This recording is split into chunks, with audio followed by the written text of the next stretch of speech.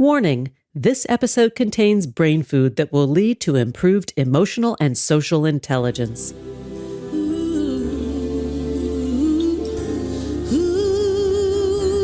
Thanks for tuning in to Harvesting Happiness today for a healthy serving of consciously prepared brain food.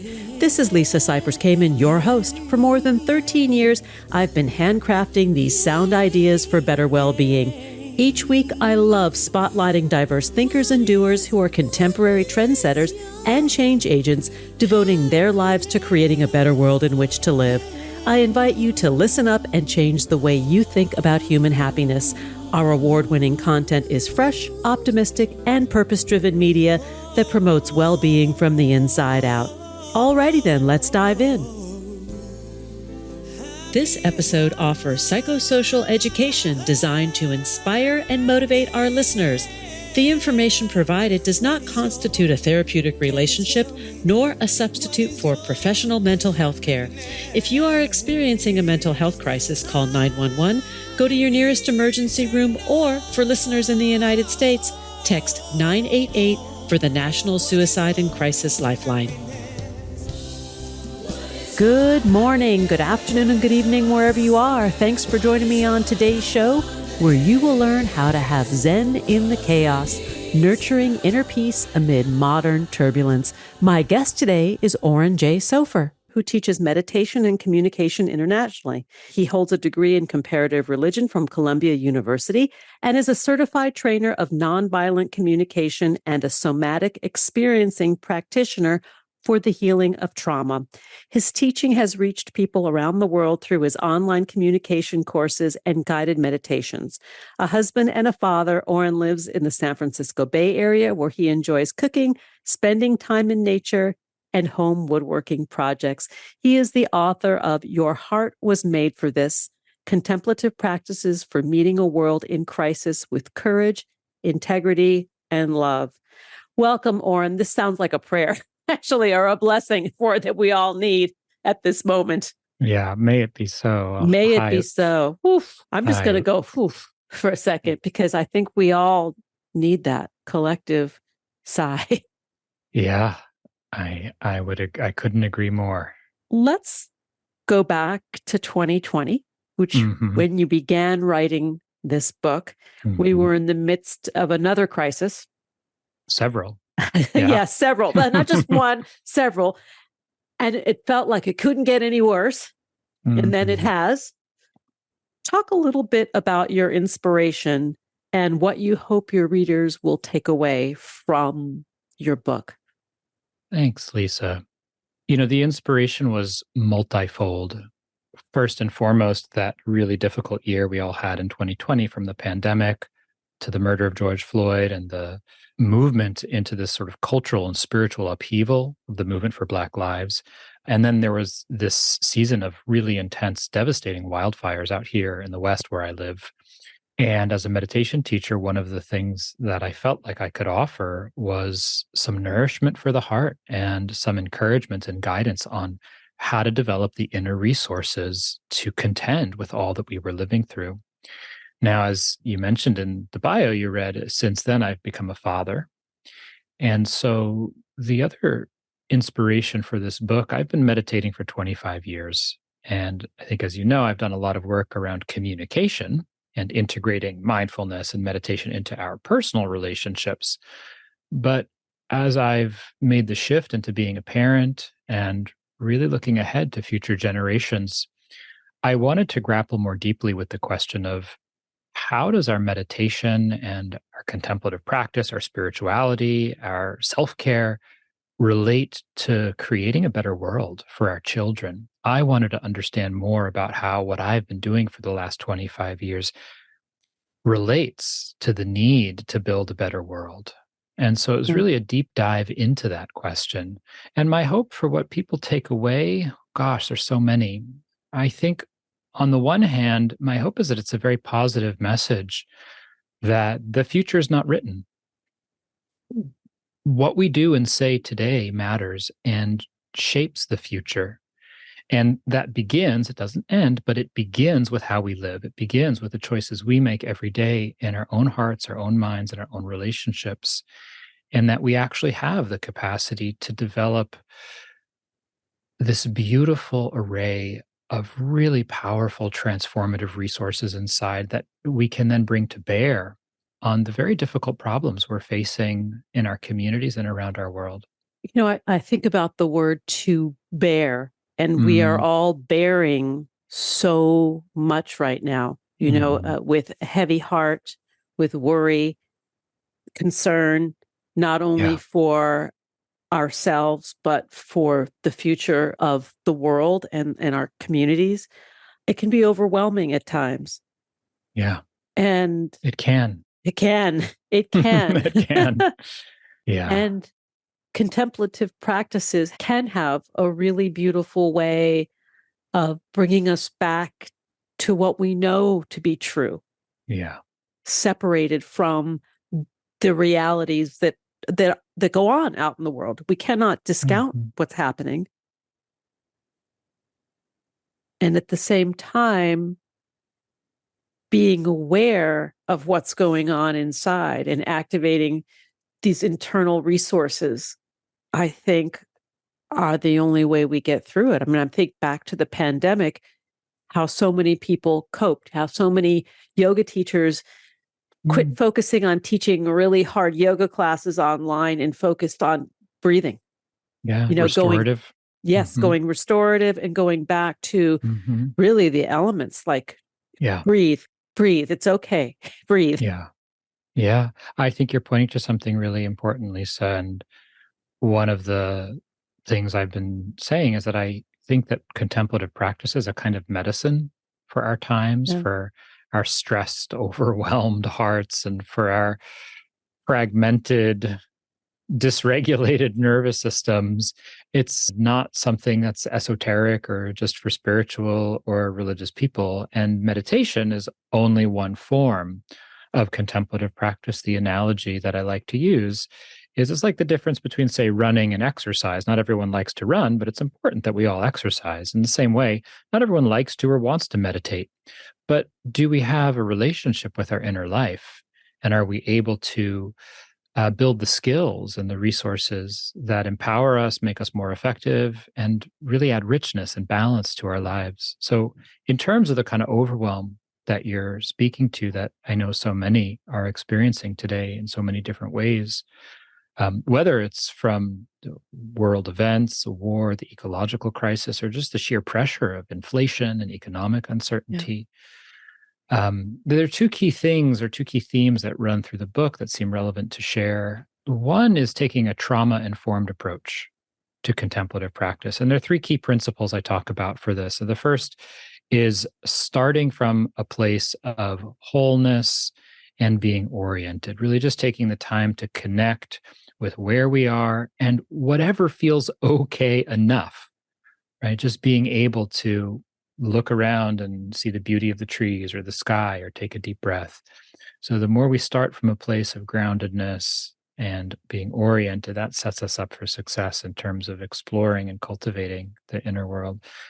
The second piece is to start small, to just take Mm. things one step at a time. I think the tendency a lot in the dominant culture in the West is to try to dive right into the center of the pain and tackle the most difficult and aim for the catharsis and the big shift. And while that can happen, it tends to blow us out or overwhelm us. So, real lasting transformation, as far as I can tell, on both a personal level and a social and structural level, comes from the patient, sustained daily work, not from these big, short bursts of energy or explosion.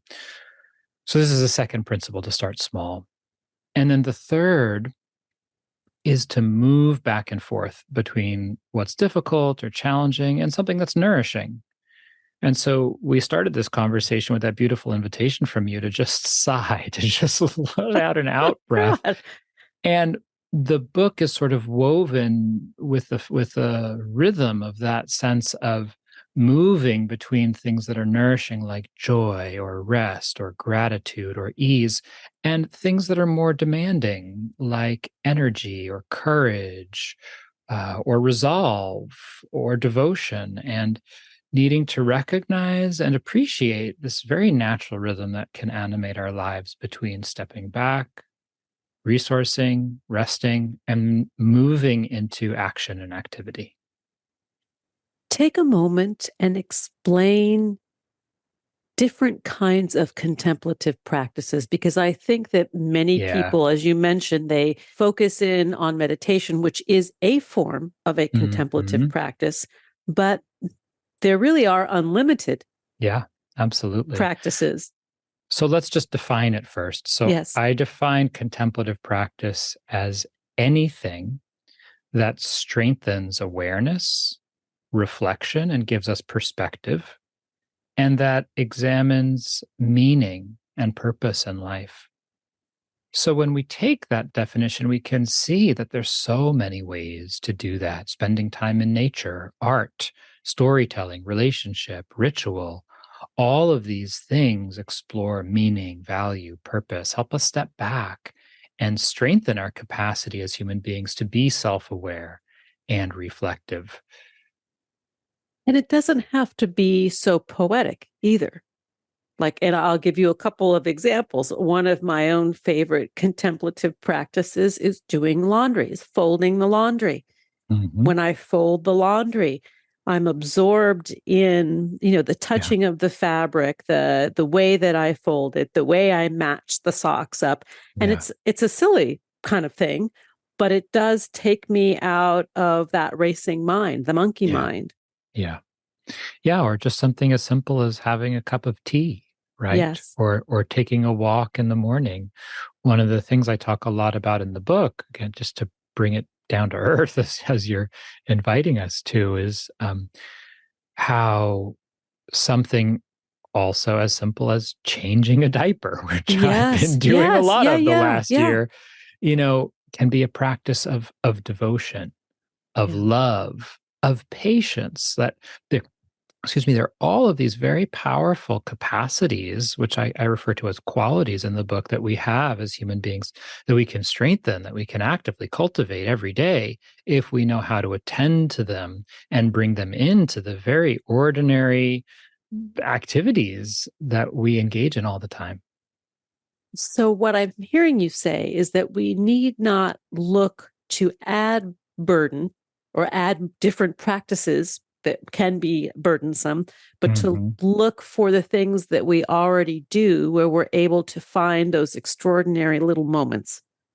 Yes, exactly. And that essential in being able to do that is beginning to understand, one, that we have the capacity to choose where we place our attention, and two, that we can strengthen that and do it with a certain level of intentionality and wisdom, so that every moment, every day becomes, instead of something that's a burden, an actual practice of living into our humanity more fully.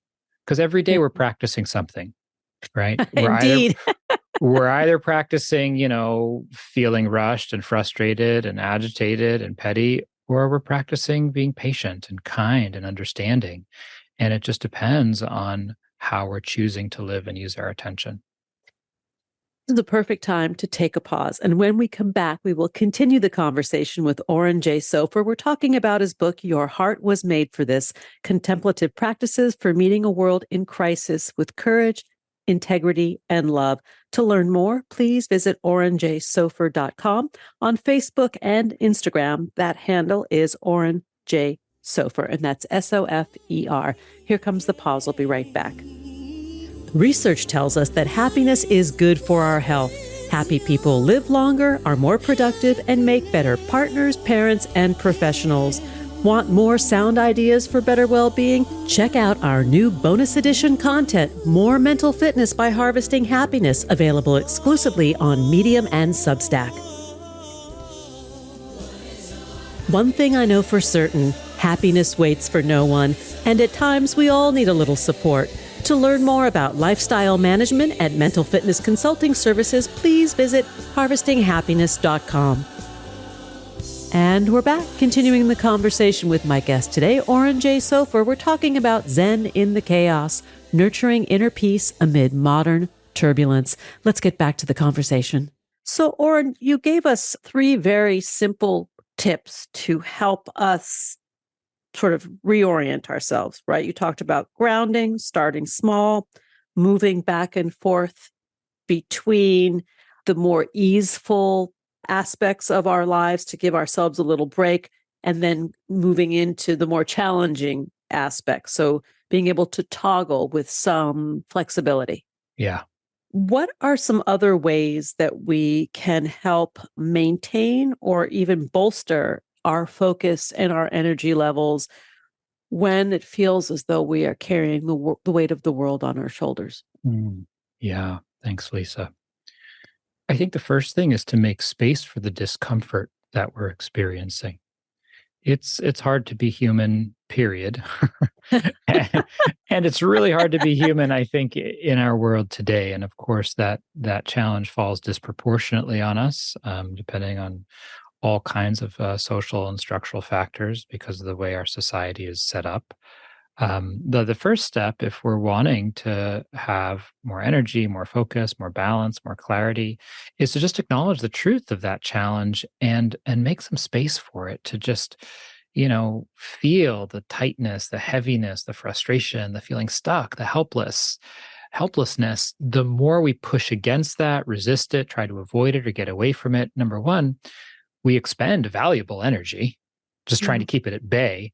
Number two, in a certain way, it's counterintuitive. We actually strengthen that conflict inside because to push something away, you need to grab it first. So if we're feeling exhausted or overwhelmed, but we're avoiding it, not only are we wasting energy, but in some sense, we're strengthening that experience. So the first is to try to find some way of, again, just acknowledging like, okay, yeah, this is hard. I don't like this. That's the truth of what's happening. Then, of course, we need nourishment. When we're tired, we have to rest. When we're hungry, we have to eat. When we're stressed out, guess what? We need a break. Yeah. And not all of us have the luxury of taking a day off or going out into nature. But how do we spend our time? When we have 5 minutes waiting in line, do we pull out the device and scroll? Or are we able to close our eyes and just breathe or look around and find something that's uplifting to look at? Or strike up a conversation with someone near us and enjoy the wonder of a spontaneous, real connection with another human being. There's so many ways to nourish ourselves. And so this is the sort of immediate process, I think, of engaging with this challenge so many of us find ourselves in. But then there's a deeper process, Lisa, which I think is about stepping back and reevaluating how we're living. How are we using our energy? How are we trying to engage or maintain focus? And I think that a lot of us come with certain unquestioned assumptions and ingrained ideas that actually don't serve us. So take energy, for example, which is one of the chapters in the beginning of the book.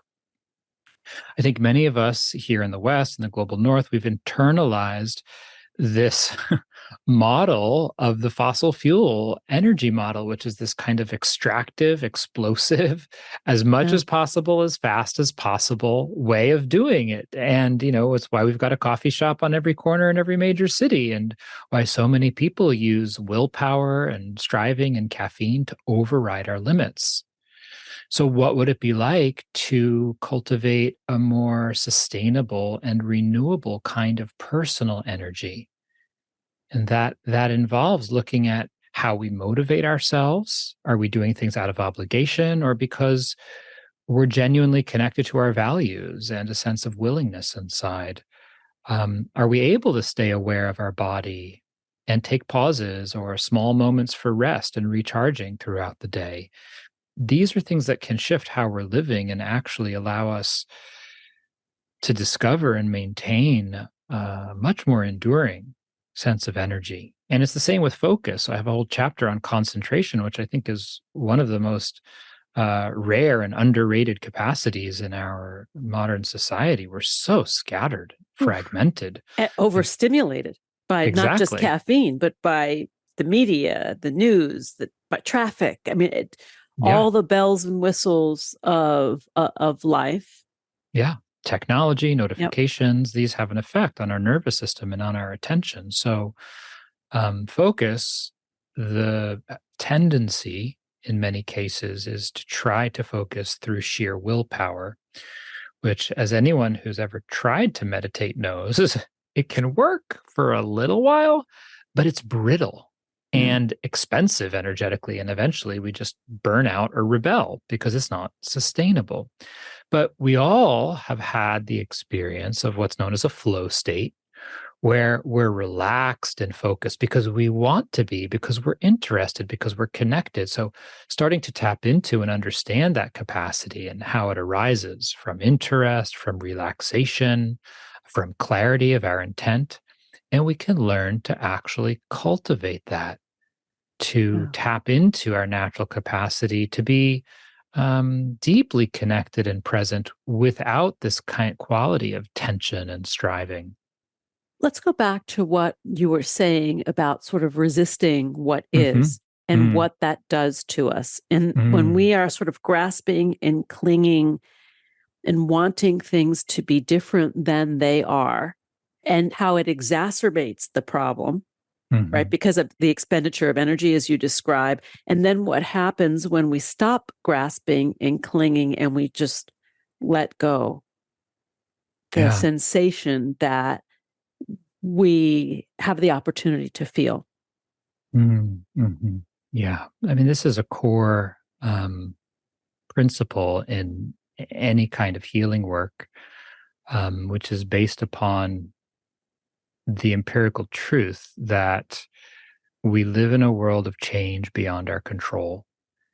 And trying to hold on, control, or resist what cannot be held on to or controlled, Right. it inevitably creates friction and tension. And that friction, that tension is a kind of struggle which we experience as suffering, as Yeah. adding a quality of being burdened to what's already unpleasant. Now, there's something really important here, which is one of the points I make in the book and a theme that actually runs throughout the book of this connection between our internal practice of letting go and exploring resistance and the collective experience of resistance. So, not all holding on leads to suffering, not all resistance is Yes. reactive, right? So, we hold on to our values, to our aspirations, to our commitments, to our vision of equity and justice. We resist the forces Yes. of greed and delusion and dehumanization in the world. So there's a kind of generative resistance of social movements and trying to create justice and equity that comes from love and Yeah. compassion rather than from reactivity or avoidance or denial. And this is the silver lining to these very difficult times, I think, that in my experience and what I've sort of witnessed with the kinds of guests that I get to speak with and where they're focusing their energy and their work is very, very hopeful, is promising and uplifting, and it neutralizes this overwhelm that we could easily experience. Yeah.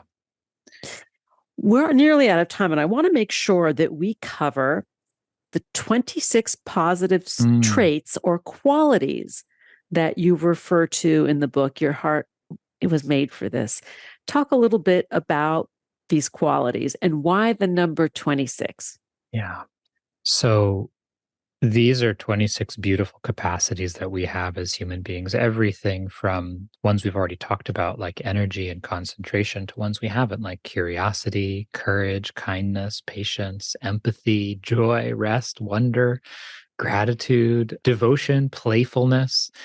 And I chose them based on my own training and experience in Buddhist meditation specifically. So many of them are coming out of really ancient classical Buddhist teachings, but applied to our modern context. And then there are other ones like rest or play that are not explicit in that body of work, but that I recognize and many meditators recognize are really essential for a life well lived, as well as being effective or succeeding in any endeavor, whether it's meditation or our work or building a better world for our children. So there's 26 because the idea is that I wrote this book to be a companion for people in their lives. And if you take 2 weeks for every chapter, you've got a whole year of training. And the chapters are short. There's 8, 10 pages, and each ends with a different practice, a reflection, a meditation, an action, some tips on if you hit roadblocks or difficulties. And the idea is to take the medicine that's needed in the moment and use it as a guide, as a companion for our lives. I'm thinking of something that one of my professors shared when I was in graduate school about healing being the application of love to the places that hurt. And I mean, this has been a long time, and I have never forgotten that line, because I think this is what you're offering, right? That's sort of applying self-love, applying mercy to ourselves and grace. Is part of what this is about. Yeah, and that when we can do that, or I should say perhaps the more we can do that, the more we have to offer the world. Yeah. The better we are, right? The more useful we become. Exactly. And that's really the invitation of this exploration, is to see how our healing and self-care and inquiry and development internally is actually not separate from our lives in the world, our relationships, or our role as community members or citizens, but that actually the two can inform and support each other. The more resourced we are, as we just said, the more we have to offer. And then the more we engage, the more we find ways to express our love and our care and our hope and our vision, the more energy we feel, the more empowered we are, the more we feel a sense of momentum towards our goals personally and collectively. I think there is too much pain and need in our world today for any of us to do everything. But that also means that there's too much pain and need for us to do nothing. So it's that invitation to look and see, well, what is mine to do? And to just focus on the good in front of us, on what it is that we can do. Yeah, I like that. What is mine to do? Where do I fit into this? And how does my congruity as a human, so I walk and talk the same game, no matter what corner of my life I'm in. I know that it's unified, it's synthesized, that I'm doing this work in all aspects of life. Yeah, we have integrity. Yes. Yeah. Oren, thank you for joining me today. This has been a pleasure to come at this topic in a little bit of a different way, and hopefully portray it to our listeners in a very user-friendly, applicable way, to find another way to have this contemplation and thus give ourselves some space and some breath. I certainly hope so. Thanks for having me, Lisa. That's the goal. My guest today has been Oren Jay Sofer. We're talking about Your Heart Was Made for This: Contemplative Practices for Meeting a World in Crisis with Courage, Integrity, and Love. To learn more, please visit orenjsofer.com. On Facebook and Instagram, you can find Oren at Oren Jay Sofer, and that's Sofer. Thank you.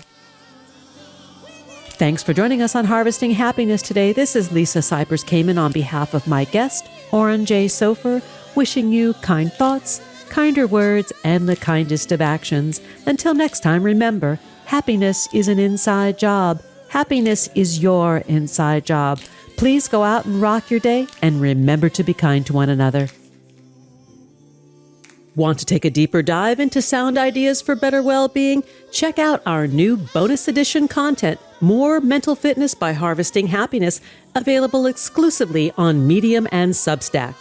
Keep harvesting your own happiness anytime, anywhere from the comfort of wherever you are. Subscribe, listen, and share hundreds of downloadable episodes from wherever you get your podcasts. Connect with and follow us on most social media channels. To learn more about lifestyle management and mental fitness consulting services, please visit harvestinghappiness.com.